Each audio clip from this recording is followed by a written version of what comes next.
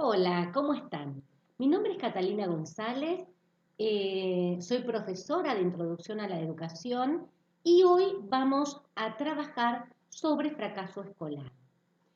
Lo vamos a hacer a partir de un texto que escribió Nora Glus, una educadora argentina, investigadora de la Universidad de General Sarmiento y de la Universidad de Buenos Aires. Y este capítulo es de un ensayo que se llama La escuela, una segunda posibilidad frente a la exclusión, que escribió junto a Kantarovich y Karina Kaplan. Dentro de ese ensayo está este capítulo que vamos a trabajar, que lo escribe Nora Glus y lo tituló con una pregunta: ¿qué se hace? ¿Es posible una escuela sin fracaso escolar?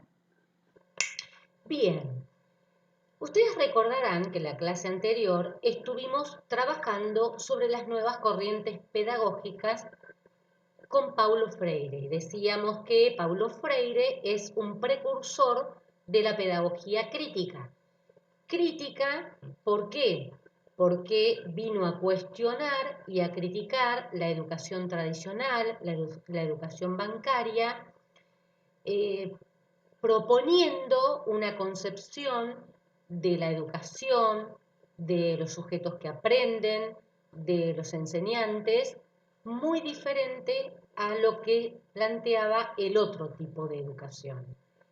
De esta manera, Freire, revirtiendo estas concepciones, piensa en una educación democrática, dialógica, por el diálogo como constructor del vínculo entre el docente y alumno y en la construcción del aprendizaje, y una educación para la emancipación social.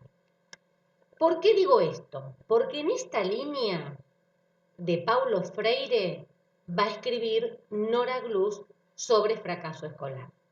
Y lo va a hacer a partir de ciertas preguntas que se hace. Entonces, ella se va a preguntar cuáles son las respuestas más comunes que aparecen ante lo que es el fracaso escolar.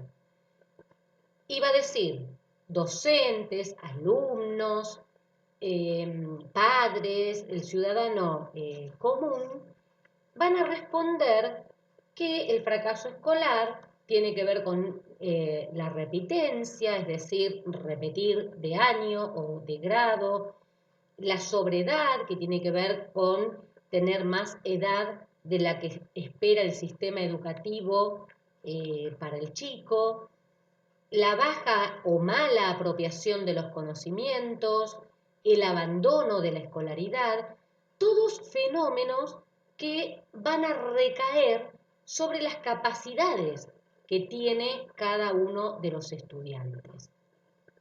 Es decir, la escuela no tiene nada que ver con ese fracaso. Pero por otro lado, ella se va a preguntar, bien, ante estos fenómenos de la repitencia, la soledad, todo lo que dijimos recién, ¿qué explicaciones se dan de por qué se da el fracaso? Entonces va a decir que también en la mayoría de los que pertenecemos a la sociedad, alumnos, docentes, familias, profesionales y demás, van a responder o van a explicar el fracaso a través de explicaciones que tienen que ver con la inteligencia, un poco a nivel intelectual, con las capacidades que tiene el alumno, con la procedencia del entorno al que pertenece el alumno. Todas explicaciones que ella va a decir también se van a centrar específicamente en el estudiante, por lo cual la escuela tampoco va a tener que ver con este fracaso. Ella va a denominar o las va a clasificar a estas explicaciones dentro de dos perspectivas deterministas. Va a decir, estas respuestas, estas explicaciones son deterministas. Y dentro del determinismo podemos ver dos posiciones. Una que es el determinismo biológico, que tiene que ver con todo lo biológico, la inteligencia, la capacidad, problemas orgánicos que puede llegar a tener un alumno, que termina produciendo el fracaso. Por otro lado, hay otro determinismo que es el ambientalista o sociocultural, que va a explicar que el fracaso tiene que ver con el entorno familiar, con el sector del que proviene, de la familia a la que pertenece, o también a la cultura que trae el alumno a la escuela. Porque pensemos, un alumno que trae una cultura que no se corresponde con la que transmite la escuela, se lo va a entender en realidad como una carencia o deficiencia por parte del alumno que no se adapta a esta cultura nueva, como esperando que el alumno haga un tipo de conversión a la cultura que se está transmitiendo, y si no lo logra esa conversión, entonces se lo considera que fracasó. Estas, digamos, perspectivas deterministas es la que viene a cuestionar Nora Gluss a partir de la perspectiva socioeducativa crítica. Ella va a decir, pensemos, estos determinismos lo que van a producir en los alumnos es una estigmatización.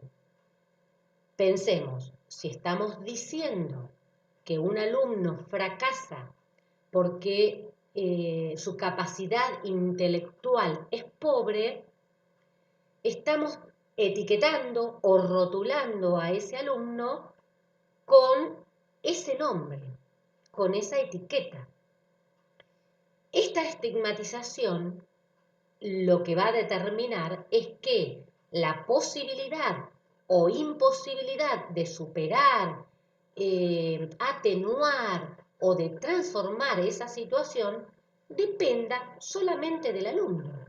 Porque el que no es capaz es el alumno, el que no tiene la suficiente inteligencia es el alumno, porque si proviene de un sector humilde es un tema del alumno o de la familia, por lo cual esas estigmatizaciones lo ubican al alumno en un lugar muy difícil del que se pueda mover o pensarse desde un lugar diferente. El enfoque socioeducativo crítico va a concebir el fracaso escolar como una construcción social. Ustedes recordarán que habíamos dicho en las clases anteriores que la construcción social es algo que no viene naturalmente dado, sino que se va construyendo de acuerdo a los contextos específicos de producción de una sociedad particular en un momento histórico, económico y social también particular. Mirando de esta manera el fracaso escolar, ella se va a preguntar qué actitud se puede tener como docente frente a las prácticas educativas que enfrenten el fracaso. Entonces va a decir, depende la actitud docente, va a ser la estrategia que se tome o que se utilice para las prácticas educativas. Si la actitud docente va a estar posicionada desde el determinismo, va a ser una actitud que legitime estos estigmas, estos hechos, estas prácticas, ya sea dándolas por válida o ya sea por ausencia de acciones o prácticas. ¿Ausencias en qué sentido? En el sentido de ¿para qué voy a intervenir o para qué voy a utilizar cierta práctica si total ya está determinado que no puede aprender, ya sea por algo biológico, ya sea por algo ambiental o cultural? Esto lo que hace, va a decir Nora Glus, refuerza la problemática, lejos de revertirla. Y, digamos, de la mano de reforzar la problemática, también obtura, anula la posibilidad de intervenir desde la enseñanza. Por lo contrario, desde el enfoque socioeducativo crítico, estas legitimaciones van a tratar de desterrarse.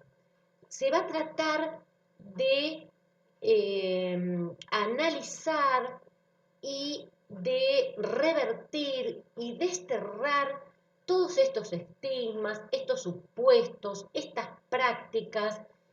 ¿Para qué? Para poder generar y posibilitar otro tipo de trayectoria educativa, poder lograr una mejor calidad educativa. Ahora bien, ¿cómo hacer? Dice Nora Glus, para poder generar esta mejor calidad. Y va a ser desde distintas propuestas que nos hacen, que tiene muchísima relación con lo que proponía Paulo Freire en cuanto a las cualidades de un maestro progresista. Y lo que propone Nora Glus es que se establezca una confianza mutua entre el docente y el alumno, que permita en esa confianza fortalecer la autoestima social y educativa del alumno y a su vez reconociendo las diversidades que aparecen en el aula de género, cultura, sectores sociales, etc. Reconociendo estas diferencias, fortaleciendo la autoestima, validando y trabajando desde lo que trae el alumno como posibilitador, es que se puede pensar en una mejor trayectoria educativa. En lo que sigue, Nora Glus va a recurrir a posiciones teóricas con respecto a la educación para poder entender justamente cómo se posiciona cada teoría frente al fracaso escolar. Entonces, va a partir de qué concepción tienen estas diferentes corrientes pedagógicas que vienen a ser las que estuvimos trabajando en clases anteriores, como las teorías del consenso, las teorías del conflicto y las nuevas corrientes pedagógicas, qué concepción tiene cada una de ellas en relación al sujeto. Va a decir que se dividen en dos visiones, una visión encantada y otra visión desencantada. La visión encantada es la que concibe al sujeto como aquel que es libre y que voluntariamente podría cambiar su historia y la historia, y la otra, esa sería la encantada, y la otra visión, que es la desencantada, es la que está ubicada en el lugar de priorizar las fuerzas de las estructuras sociales, del sistema social, sobre el sujeto. Es decir, determinaría el sistema capitalista, la estructura social, la trayectoria y la historia del sujeto sin dejarle ninguna posibilidad ni ninguna libertad al sujeto para poder producir en el mundo, para poder lograr una transformación o un cambio. En esta línea, entonces, el fracaso escolar, desde las teorías del consenso, se lo va a considerar como una situación transitoria que si se modifican las condiciones individuales de las personas o de las familias se puede llegar a superar. Es algo pasajero que si el alumno se esfuerza lo suficiente, lo puede revertir.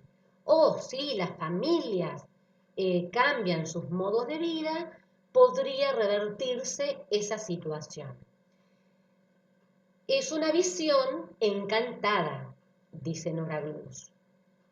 Por otro lado, en contraposición a esto, como vinimos trabajando desde las teorías del conflicto, que las veíamos como muy opuestas y críticas de las teorías del consenso, desde este lugar se va a pensar el fracaso escolar como parte inherente al sistema capitalista, como una parte inseparable del capitalismo. ¿Por qué? Porque va a decir que en realidad lo que viene a producir el fenómeno del fracaso escolar es la reproducción y legitimación de las desigualdades sociales. Por lo tanto, la escuela, desde el fracaso escolar, produciría una educación desigual y de esta manera sería funcional a un sistema capitalista que impone una reproducción de la desigualdad social. Desde estas teorías, desde las teorías del conflicto, recordemos que habíamos visto las teorías crítico-reproductivistas. Nora Glus toma aportes de estos teóricos de las teorías crítico-reproductivistas justamente para poder proponer un desafío desde la perspectiva socioeducativa crítica. Ella toma de Baudelot y Stablet, ustedes se acordarán, la división del sistema en dos redes, que habíamos visto, que ellos denunciaban que lejos de la escuela ser neutral y única, por el contrario, se divide el sistema en dos redes y hay un circuito de escuelas para sectores humildes y un circuito para escuelas de sectores de poder o sectores privilegiados. Por otro lado, toma a Bowles y Gintes, que ustedes se acordarán también, que planteaban el principio de correspondencia y decían que hay una correspondencia entre los niveles educativos y los sectores de las diferentes clases que hay en la estructura social. Y entonces, el nivel de la primaria, ¿se acuerdan que decíamos? Estaba como enfocado en generar hábitos, costumbres y códigos que tengan que ver con la obediencia, con el orden, con la sumisión, con el silenciamiento, que el nivel secundario ya iba modificándose un poco esto y se le daba un poco más de autonomía a los sujetos, y la educación superior, aún más libertad y más autonomía para los sujetos que accedían a la educación superior, y de esta manera se correspondían los niveles educativos con los diferentes lugares de la escala social. Por otro lado, toma los conceptos de Pierre Bourdieu, que ustedes se acuerdan que tenían que ver con el capital cultural, el hábitus y la violencia simbólica, donde, digamos, a partir de los cuales la escuela iba a transmitir e inculcar un tipo de capital cultural, un tipo de hábitus diferente al de ciertos sectores más excluidos, vulnerados, más pobres de la sociedad, y de esa manera, a través de lo que él entiende como violencia simbólica, se descalifica, se anula el capital cultural o el hábito con el que vienen los alumnos a la escuela.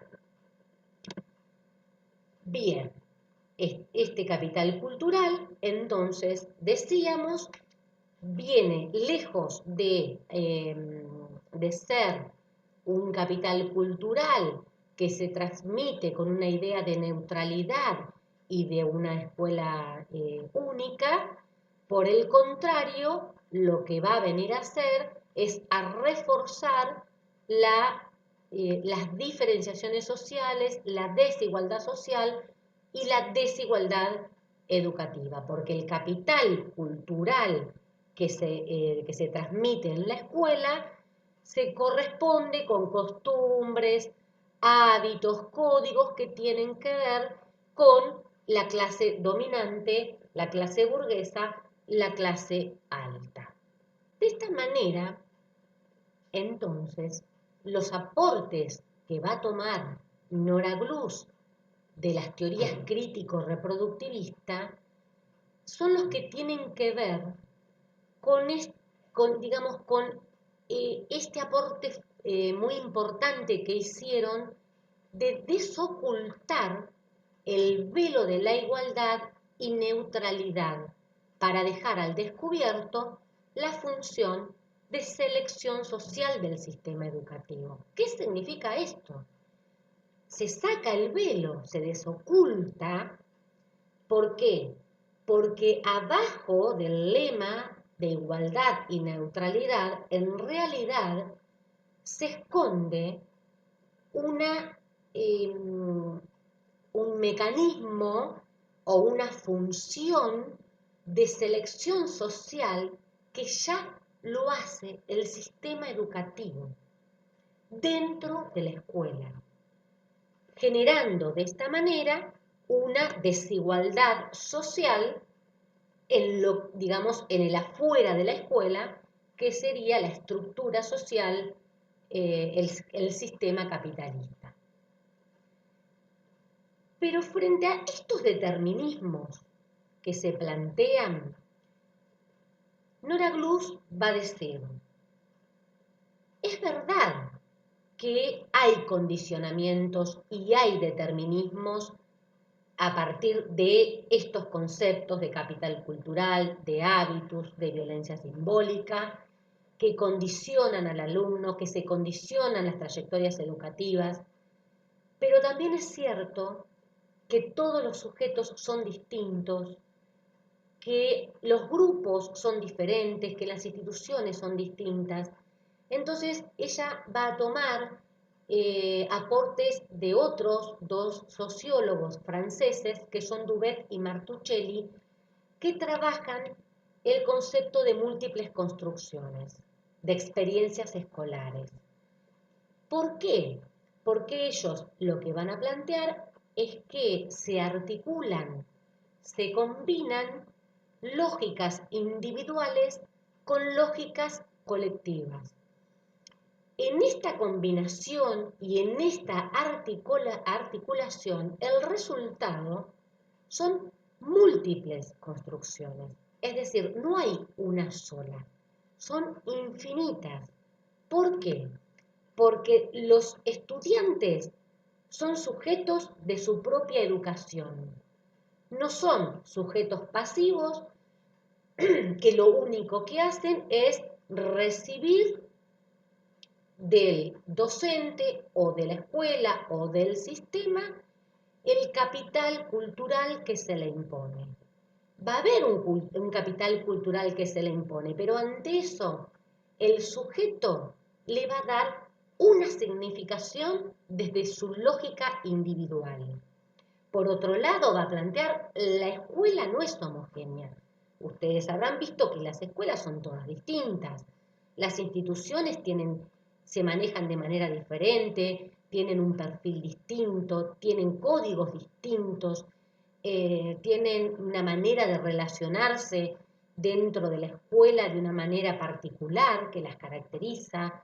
Estas combinaciones entre los sujetos que van digamos, a crear su propia educación, su propia trayectoria, más las escuelas que tampoco son homogéneas y que también van a poner o a dar su propia impronta, se va a combinar aquello que sí viene dado, que viene a ser lo que viene de la estructura social, lo que viene de afuera del sistema capitalista, eso que viene dado va a estar combinado con los sentidos que estos actores, que son los estudiantes, los docentes y todos los actores que pertenecen a una institución, le van a dar un sentido, una significación a eso dado, a eso pautado. Y de esa manera se van a ir construyendo diferentes identidades. En esta construcción de las trayectorias escolares, entonces hay que tener en cuenta sí la situación económica, sí las condiciones institucionales, pero también hay que tener en cuenta las estrategias individuales que se ponen en juego. Estas estrategias individuales le van a dar un sentido a todos estos elementos que aparecen dentro del sistema escolar. Entonces, ¿cuáles son las posibilidades que habilita la escuela? Desde esta mirada más esperanzadora, pero no ingenua en cuanto a que hay condicionamientos, o sea, Nora Blues reconoce que hay condicionamientos en las trayectorias educativas, pero pone una cuota de esperanza porque dice que la escuela puede habilitar diferentes posibilidades. ¿A través de qué? De reactualizar experiencias vividas, es decir, revalorizar las experiencias que traen los alumnos, correrse de lo que ya viene dado, lo que ya está pautado, marcado como concreto, de la pedagogía de lo concreto, de lo que ya se conoce, dando lugar a lo desconocido, a la curiosidad, aquello que interesa al alumno, aquello que la actualidad impone como algo curioso a investigar o a trabajar, dando lugar a eso y pensando cómo articular estas condiciones de existencia de los alumnos con las nuevas experiencias, se generaría un nuevo espacio, se habilitaría un nuevo espacio que no tiene que ver con un espacio físico, sino que tiene que ver con un espacio donde se habilite el vínculo docente-alumno, donde se habilite una trayectoria educativa particular para cada uno de los alumnos, en los cuales a través de todas las propuestas que nos hacía que habíamos visto hoy, que nos propone Nora Gluz, que no las vamos a repetir para que no se haga tan largo.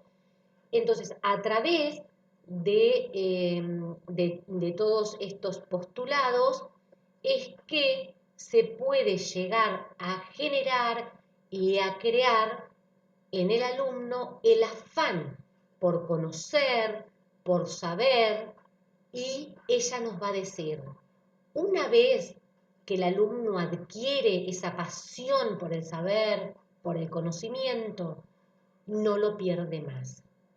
Y es eso, digamos, la meta que como docentes y la actitud que, digamos, que deberíamos tener los docentes ante las intervenciones educativas. Para ir cerrando, entonces, decimos que desde esta perspectiva socioeducativa crítica va a haber un reconocimiento de los condicionamientos sociales, pero el fracaso escolar se lo va a pensar de un modo muy diferente a esos condicionamientos y determinismos. Y, digamos, va a plantear al fracaso escolar como un fenómeno que se presenta como posibilitador de un cambio, como posibilitador de una educación democrática que apunte a la emancipación de los sujetos y a la transformación social. Bueno, espero les haya servido. Damos por terminada la clase 7. La clase que viene, en esta misma línea, vamos a seguir trabajando con educación popular. Así que por ahora los dejo y seguimos en contacto.